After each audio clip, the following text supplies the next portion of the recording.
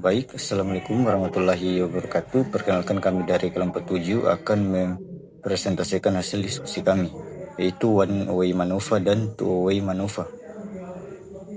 Adapun anggota dari kelompok kami itu Muhammad Hasan, Asyam Fauzan Rahman, Muhammad Lutfi Sarkawi, Muhammad Syafaq, dan saya sendiri Azohir.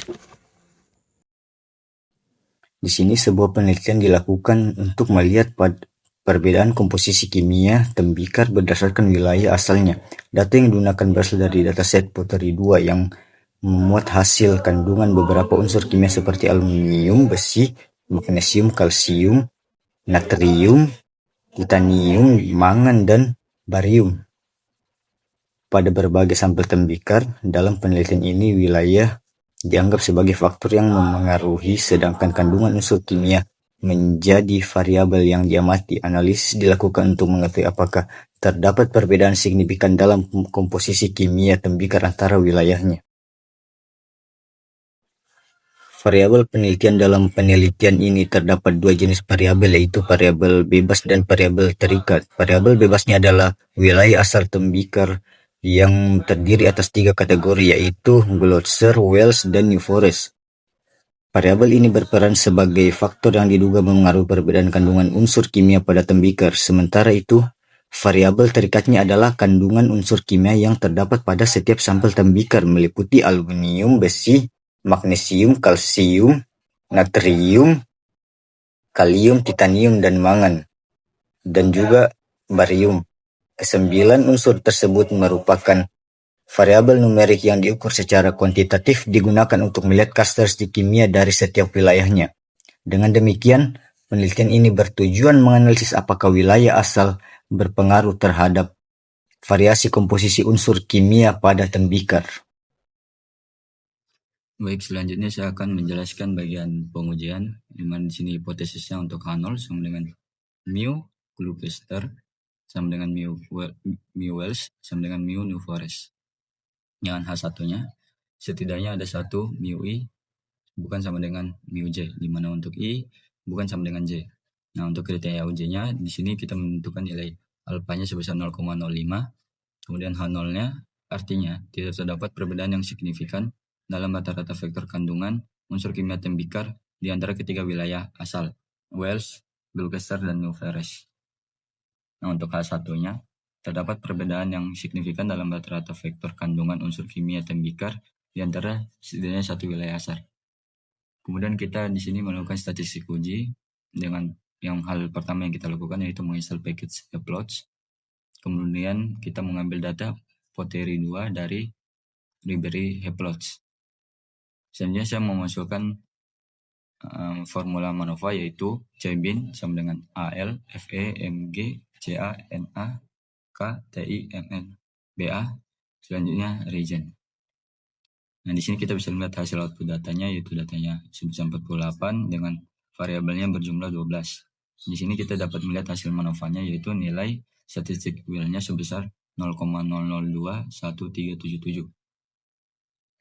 Nah, kesimpulannya berdasarkan hasil uji MANOVA menggunakan statistik Wills lambda diperoleh nilai Wills sebesar 0,002137 dengan nilai F aproksimasi sebesar 84,807. Untuk derajat bebas numeratornya 18 dan denominatornya 74, serta nilai signifikasinya lebih kecil dari 2,2 dikali 10 pangkat 16. Karena nilai signifikasinya jauh lebih kecil dari taraf nyata 0,05, maka hipotesis yang menyatakan bahwa tidak terdapat perbedaan rata-rata vektor kandungan unsur kimia tembikar antar wilayah asal ditolak. Dengan demikian, dapat disimpulkan bahwa terdapat perbedaan yang signifikan dalam komposisi kimia tembikar antara wilayah Gloucester, Wales, dan New Forest, yang berarti wilayah asal berpengaruh terhadap perbedaan kandungan unsur kimia tembikar.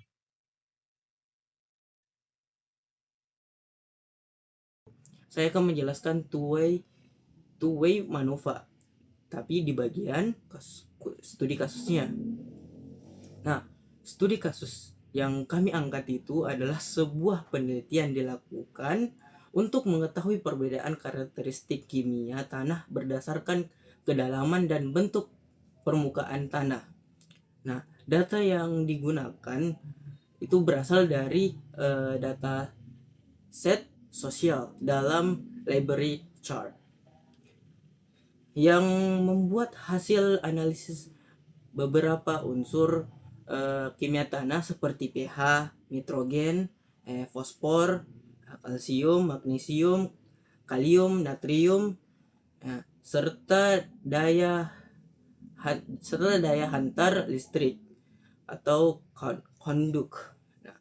Nah, dalam penelitian ini faktor yang memengaruhi adalah kedalaman tanah atau depth dan bentuk permukaan tanah atau contour yang dianggap sebagai variabel bebas.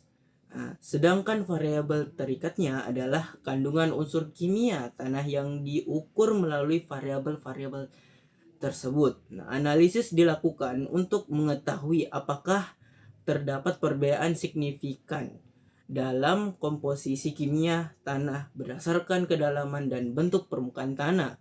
Nah, sehingga dapat memberikan gambaran tentang bagaimana kondisi lingkungan mengenai kandungan unsur hara di dalam tanah.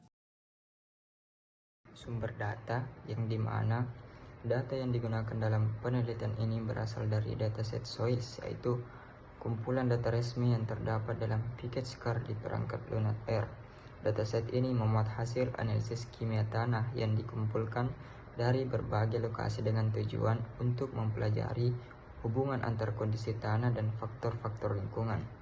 Setiap pengamatan dalam dataset Soils memuat informasi mengenai bentuk permukaan tanah atau contours, kedalaman tanah atau depth, serta kandungan berbagai unsur kimia seperti pH, nitrogen, fosfor, kalsium, magnesium, kalium, natrium, dan daya hantar listrik.